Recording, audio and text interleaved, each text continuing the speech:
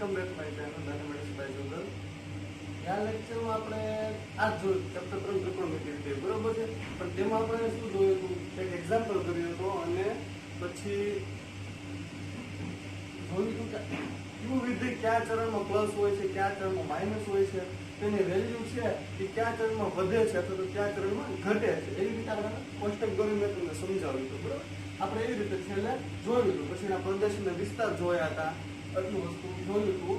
અને હવે આપણે એનાથી એક સ્ટેપ આગળ, એટલે કે એક બે એક્ઝામ્પલ છે તે કરશું અને પછી સ્વાધ્યાય 3.2 છે તે કરશું. બરોબર છે. તો આવી રીતના આપણે ગયા લેક્ચરમાં આપણે એક એક્ઝામ્પલ જોયો હતો. બરોબર, પણ ત્યાં મેં કીધું sin x હતું. હવે આપણને અહીં આપ્યું છે cot x બરાબર -5/12 અને તમને ચરણ આપ્યું છે. x નું જે ચરણ છે આ વેલ્યુ ની કયા ચરણમાં છે? બીજા ચરણમાં છે. બરોબર, તો આપણે બધી વેલ્યુ ગોતવી જવાની છે, મેળવવી અને પછી જોવાનું છે કે બીજા ચરણમાં પ્લસ આવે છે કે માઇનસ આવે છે. તેના વિશે આપણે થોડુંક ગયા લેક્ચરમાં જોઈ જ ગયા છીએ. તો હવે આમ સૌપ્રથમ આપણે દાખલાની શરૂઆત કરીએ તો શું કરશું? આપણને cot x આપ્યું છે. બરોબર, તો મેં તમને ગયા લેક્ચરમાં પણ એવી રીતે પહેલા સમજાવ્યું હતું કે આપણે ત્રિકોણ ઉપરથી, એટલે કે 10માના બેઝ ઉપર જોવું હોય તો ત્રિકોણ ઉપરથી આપણે પાયથાગોરસનો યુઝ કરી અને આ બે બાજુ આપી છે અને ત્રીજી બાજુ આપણે આસાનીથી મેળવી શકીએ. બરોબર, પછી આપણને બધી બાજુ મળી જાય એટલે આપણે બધી ખૂણા ઉપરથી બધાની વેલ્યુ શોધી શકીએ. બરોબર, તો અત્યારે આપણે એ રીતનું યુઝ અને એક સ્ટેપ આગળ જઈએ, એટલે કે આપણે 11 સાયન્સ નું કરીએ છીએ, એક સ્ટેપ આગળ જ રહેવા જોઈએ. એટલે એક સ્ટેપ આગળ જઈએ તો કઈ રીતે? તો આપણે નિત્યસમનો સોલ્વ ઉપરથી પણ ગણી શકીએ, જે આપણે ગયા વખતે સોલ્વ કર્યો હતો. અત્યારે જોઈએ તો cot x છે, તો cot x નો વ્યસ્ત શું થશે? તો આપણે સૌપ્રથમ tan x જોઈ લઈએ. તો cot x નું વ્યસ્ત એટલે tan x થશે. tan x બરાબર શું થાય? આપણે ખ્યાલ છે tan x બરાબર 1/cot x થાય. બરાબર છે, તો 1/cot x એટલે 1 અને cot x એટલે -5/12. તો તમે જોઈ શકો છો છેદનો છેદ ક્યાં જાય? અંશમાં જાય. એટલે આપણે શું કરવાનું છે? cot x એટલે tan x નું વ્યસ્ત, તો સીધું 12/5 ચાલે. તો આ મેં તમને થોડું ડીપમાં સમજાવ્યું.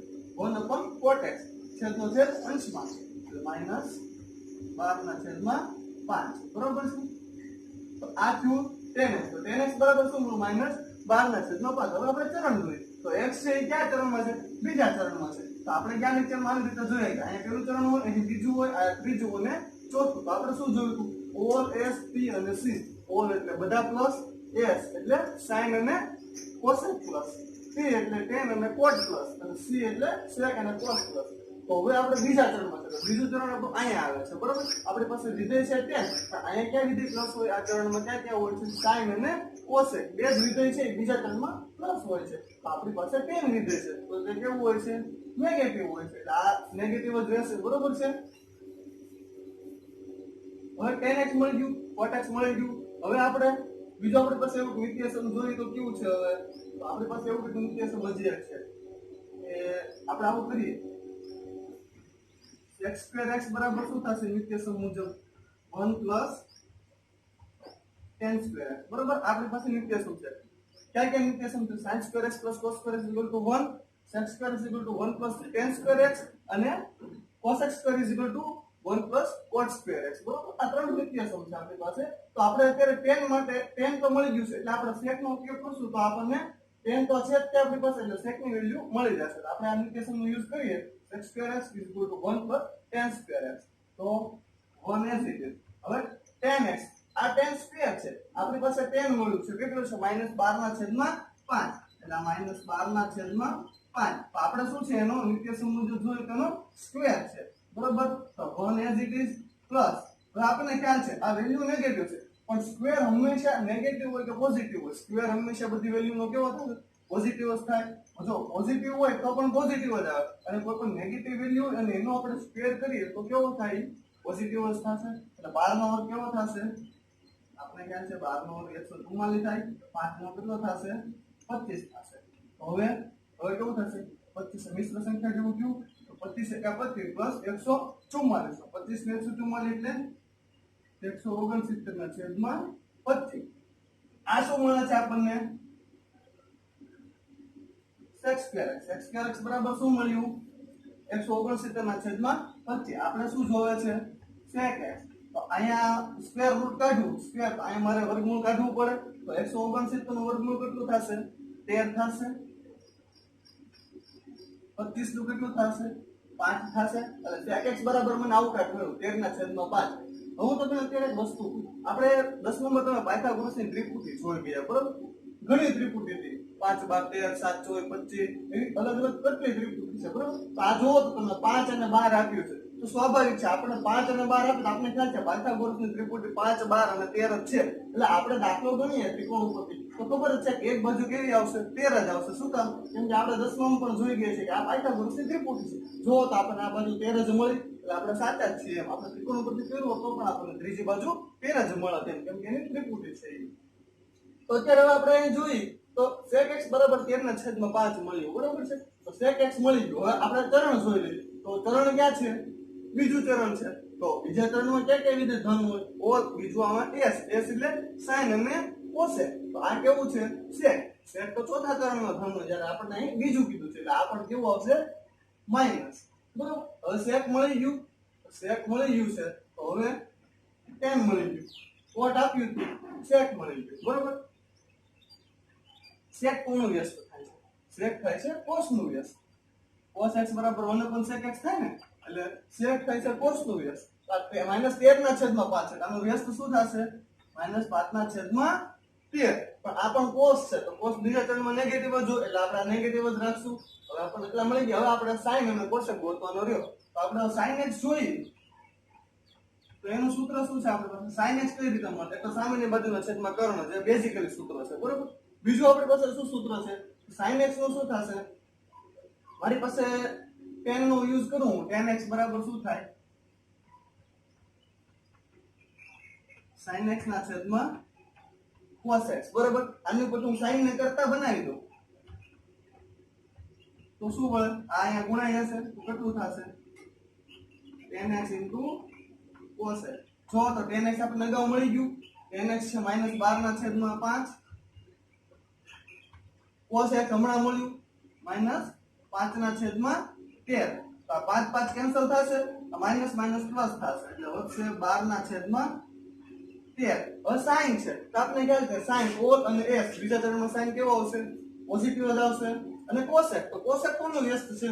cosec છે એ sin નું વ્યસ્ત છે. તો sin બરાબર 12/13 છે. cosec બરાબર એનું વ્યસ્ત એટલે કે 13/12. પણ આપણે જોઈએ બીજું ચરણ તો બીજા ચરણમાં cosec કેવું હોય છે? પ્લસ જ હોય છે. એટલે હંમેશા બીજા ચરણમાં કયા વિધેય પ્લસ આવે? sin અને cosec. તો જો એની વેલ્યુ પ્લસ છે.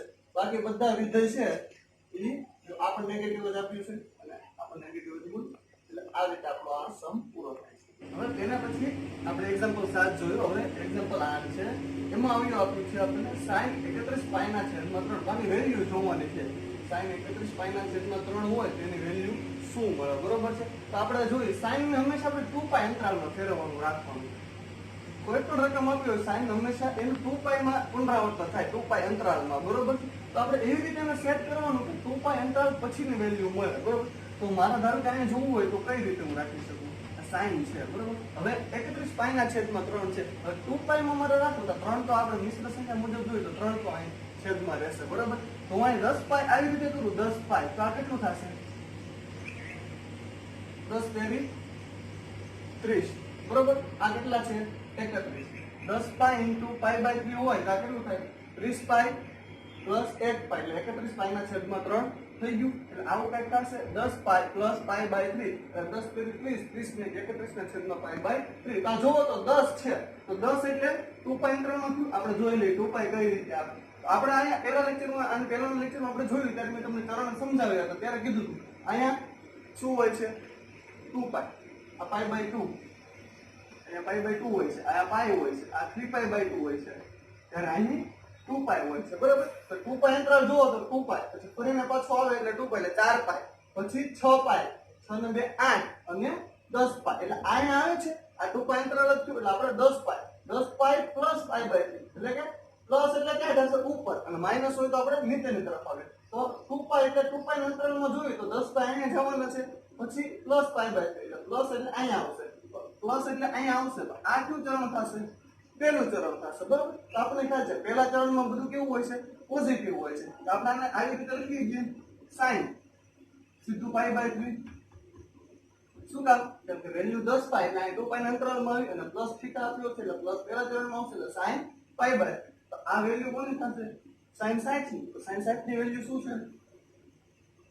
3/2 આપણે ચરણ પેજ પોઝિટિવ આવે છે એટલે વેલ્યુ પણ કેવી આવશે પોઝિટિવ તો સિમ્પલ જ હતું પણ સમજવામાં અહીંયા હતું કે કઈ રીતે આને સેટ કરવું બરોબર છે એટલે sin π/2 ની વેલ્યુ કેટલી છે આપણે ખ્યાલ જ છે કોષ્ટક મુજબ √3/2 તો આનો આન્સર થશે બરોબર હવે સ્વાધ્યાય 3.2 આગળ વધીએ તો આપણે એક્ઝામ્પલ જોઈએ એવી જ રીતે સ્વાધ્યાય 3.2 માં તમને 5 એક્ઝામ્પલ આપ્યા છે તો એમાંથી આપણે થોડાક એક્ઝામ્પલ કરશું તો પહેલું એક્ઝામ્પલ છે એ આવી રીતે છે cos x = -1/2 છે અને જ્યાં x છે એ ત્રીજા ચરણમાં છે તો આપણે ખ્યાલ છે આપણે બધી વેલ્યુ જોતી જવાની નિત્ય સમૂહ પરથી અને ચરણ સાથે સરખાવતી જવાની જો પોઝિટિવ આવે તો તે પ્લસ હશે અને નેગેટિવ ચરણમાં આવતી હશે તો તે વેલ્યુ માઈનસ થશે બરોબર છે તો આપણે અહીં cos x આપ્યું છે તો આપણે સિમ્પલ છે cos એટલે કોનો વ્યસ્ત થશે પહેલા એ જોઈ લઈ એટલે આપણે એક વેલ્યુ તો ઓટોમેટિક મળી જ જશે તો cos x = -1/2 છે તેની વ્યસ્ત શું થશે sec x આપણે ખ્યાલ છે cos નું વ્યસ્ત sec થાય તો -1/2 છે તો વ્યસ્ત શું થશે -2 છેદમાં 1 લખું કે ન લખું એ તો બધું સરખું થાય એટલે -2 લી હવે જો ચરણ જોઈએ તો x છે એ ત્રીજા ચરણમાં છે તો o લેસ અને t ત્રીજા ચરણમાં કયા રીતે ધન આવશે tan અને cot તો આપણે આખો સમ કરશું એમાં જે tan અને cot આવશે તેની જ વેલ્યુ પ્લસ આવશે બાકી બધી વેલ્યુ કેવી આવશે નેગેટિવ આવશે તો sec કેવું આવશે નેગેટિવ આપણે બે તો મળી ગયા છે હવે cos આપ્યું છે એટલે બીજું શું જોઈએ કે આપણી પાસે નિત્ય સમ છે sin² x + cos² x = 1 થાય બરાબર છે તો હવે cos આપણે આપ્યું છે એટલે આપણે cos ને વેલ્યુ આપી છે એટલે એને કરતા બનાવીએ તો એને કરતા બનાવું તો sin મારે આ બાજુ આવશે 1 ની તો પ્લસ છે એ કેવું થશે માઈનસ થશે સોરી આપણે કામ કરીએ આપણે cos આપ્યો છે ને તો આપણે sin x ગોતવો છે એટલે sin x ને કરતા બનાવશું sin x ને કરતા બનાવો તો શું થાય 1 - cos² x તો 1 as it is cos² x એટલે cos x ની વેલ્યુ છે -1/2 એટલે આ -1/2 નો સ્ક્વેર આપણને ખ્યાલ છે સ્ક્વેર હંમેશા કેવો હોય છે પોઝિટિવ જ હોય છે એટલે આ કેવું થશે 1/4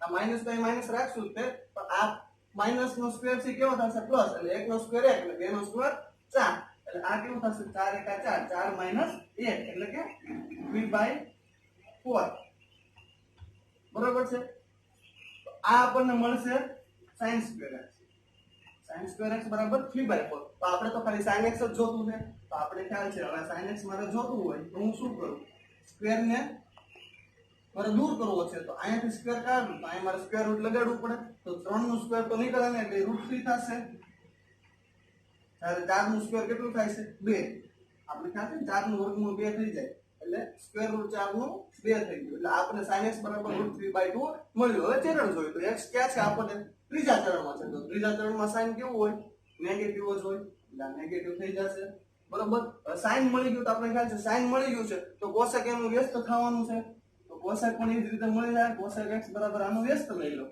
તો -2/√3 તો આ પણ એક મળી ગયું બરોબર છે હવે cosec મળી ગયા sin cosec મળી ગયા હવે tan અને cot વધ્યા આપણે ખ્યાલ છે ત્રીજા ચરણમાં tan અને cot પ્લસ આવશે એટલે બધા વેલ્યુ ની પ્લસ જ આવશે તો મારે tan જોતો હોય તો અગાઉના એક્ઝામ્પલમાં આપણે જોયું tan એટલે કઈ રીતે લાગુ પડશે sin x ના છેદમાં cos x આપણું sin x શું મળ્યું -√3/2 બરાબર છેદમાં cos x તો cos x શું આપ્યું છું -1/2 જો તો માઈનસ માઈનસ પ્લસ 2 કેન્સલ તો વધે છે ખાલી √3 હવે √3 ના છેદમાં 1 એક તો લખું કે ન લખું આપણે ચાલે એટલે √3 વધ્યું આપણો આન્સર થયો અને tan છે ત્રીજા ચરણમાં કેવું હોય છે પ્લસ જ હોય છે એટલે આ મારું કેવું આવશે પ્લસ √3 જ આવશે એટલે માઈનસ આવશે નહીં અને આ √3 હોય તો cot x આનું વ્યસ્ત છે તો cot x બરાબર શું મળે 1/√3 અને cot x પણ ત્રીજા ચરણમાં તો પ્લસ જ હોવાનું છે એટલે એ પણ પ્લસ જ વેલ્યુ આવશે તો આપણને cos x = -1/2 આપ્યો તો એના ઉપરથી આપણે બધી વેલ્યુ જોઈ અને ત્રીજા ચરણમાં આપણે બીજો એક્ઝામ્પલ હતો એ તમને sin x માં વેલ્યુ આપી હતી sin x બરાબર એક વેલ્યુ આપી હતી બરાબર તો આપણે cos ની જોઈ જે રીતે કરીએ કે sin નું પણ નિત્ય સમિત લાગુ પડે sin² x + cos² x = 1 અને એની ઉપરથી તમે sin તમને આપ્યો હતો તો તમે cos ને કરતા બનાવો એટલે 1 - sin² પછી વેલ્યુ મૂકી દો એટલે તમને આન્સર આવે એ રીતે તમે આખો સમ સોલ્વ કરી શકો એના જેવો જ હતો અત્યારે આપણે જે સમ કરીએ છીએ 5 એ 5 એ બધા એના જેવા જ છે એટલે આપણે 3 જેવા સમ દોરશું અને બે તમે જાતે કરવાની ટ્રાય કરજો નો સમજાય તો પછી આપણે પાછા સોલ્વ કરી નાખશું હવે અત્યારે આપણે આવું છે cot x બરાબર 3/4 બરાબર. તો cot x બરાબર 3/4 છે ને x એ ત્રીજા ચરણમાં કીધું છે બરાબર. તો આપણે હવે પેલા આપણે જે આપ્યું ને તેનો વ્યસ્ત જોઈ લેવાનું. એટલે આપણે એક કિંમત આપી હોય તેનું વ્યસ્ત જોઈ લઈએ એટલે આપણે તરત બીજી કિંમત તરફ ઓટોમેટિક મળી જવાની છે. તો આનો વ્યસ્ત શું થશે? 10 થશે. આપણે ખ્યાલ છે 10x બરાબર 1/4 થાય બરાબર. 10 થશે. તો આનું વ્યસ્ત જ કરવાનું છે. તો 3/4 છે. આ થશે 4/3. તો સિમ્પલ છે, મળી ગયું. ત્રીજા ચરણમાં કીધું છે, ત્રીજા ચરણમાં 10 કેવો આવશે? પ્લસ જ આવશે. કોટ જો પ્લસમાં જ આપ્યું છે, ત્રીજા ચરણમાં કોટ કેવો હોય? પ્લસ. 10 પ્લસ.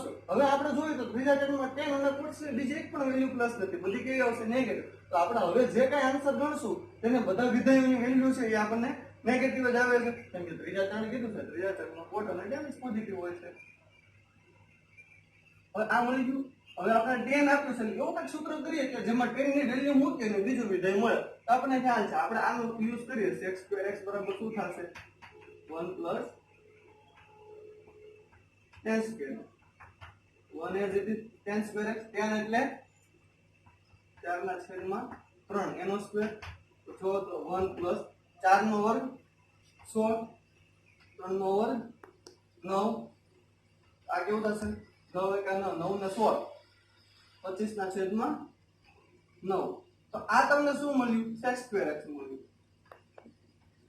હવે sec x જોતું છે આપણે તો આપણે બધા દાખલા કરીએ છીએ, બધા એક્ઝામ્પલમાં તે મુજબ આ કેટલું થશે? વર્ગમૂળ કાઢવું એટલે 5 અને 9 નું 3.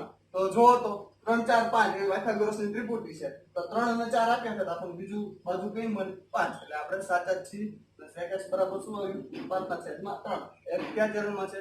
ત્રીજા ચરણમાં છે. ત્રીજા ચરણમાં કેવું હોય છે? નેગેટિવ. આપણે ખ્યાલ છે આ કેમ થશે? નેગેટિવ. હવે sec મળી ગયું તો sec કોનું વ્યસ્ત છે?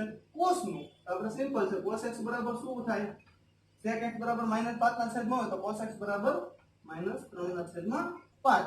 તો tan cot મળી ગયા, sec cos મળી ગયા. sin જોઈએ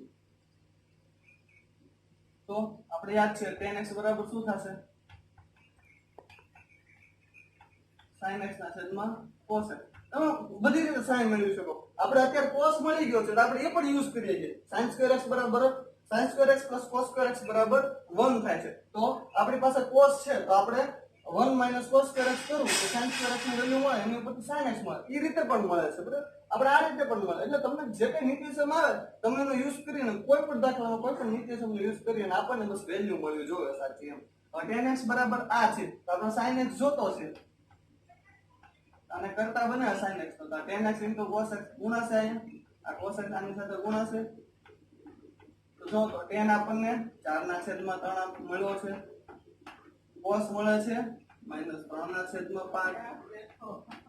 3 3 કેન્સલ બરાબર છે. એટલે આ વેલ્યુ મળશે -4/5. અને sin ત્રીજા ચરણમાં કેવું હોય છે? નેગેટિવ જ હોય છે. એટલે આ નેગેટિવ જ રહેશે. તો sin મળી ગયું તો cos x સિમ્પલ છે. આનું વ્યાસ એટલે -5/4.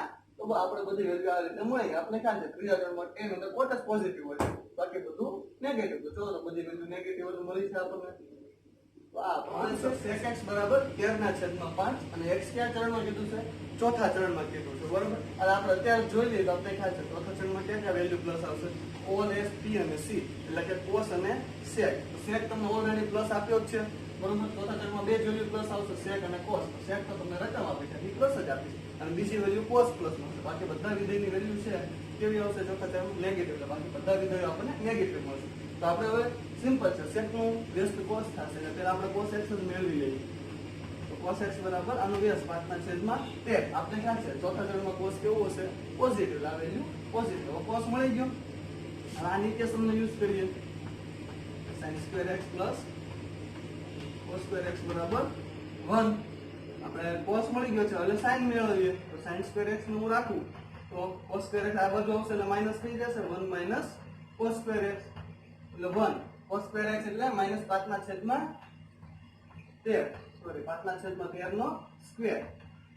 1 - 5/13. તો 5 નો સ્ક્વેર 25. 13 નો 169 બરોબર છે. આ કેવું થશે? 169 એકા 169 -25/169. તો 169 માંથી 25 જશે એટલે 144 વધશે.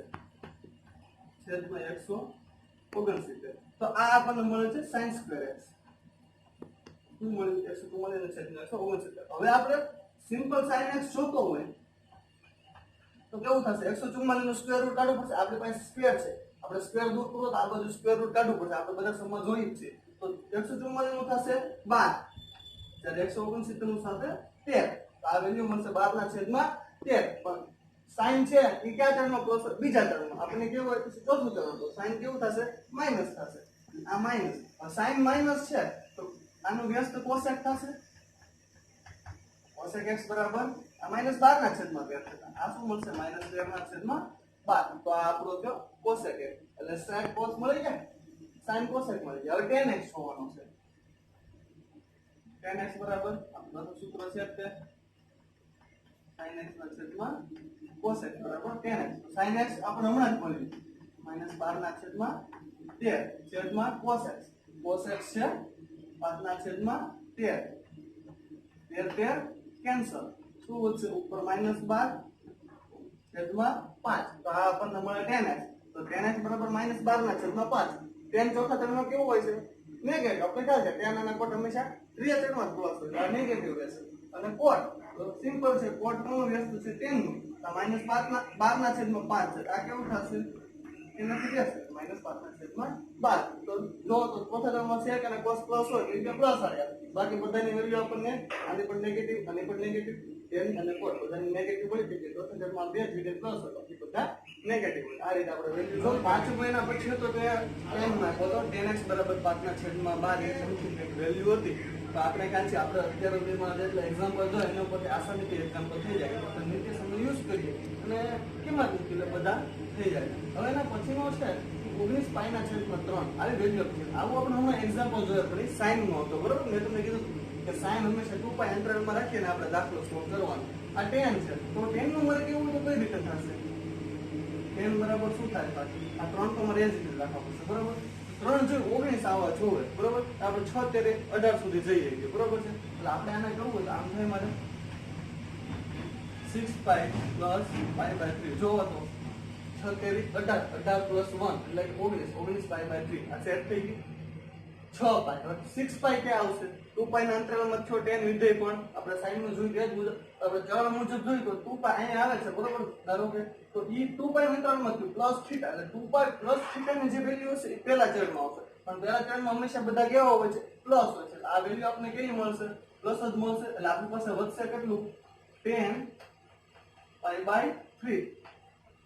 tan પાઈ બાય 3 ની વેલ્યુ શું થાય છે tan sin. tan sin એટલે √3.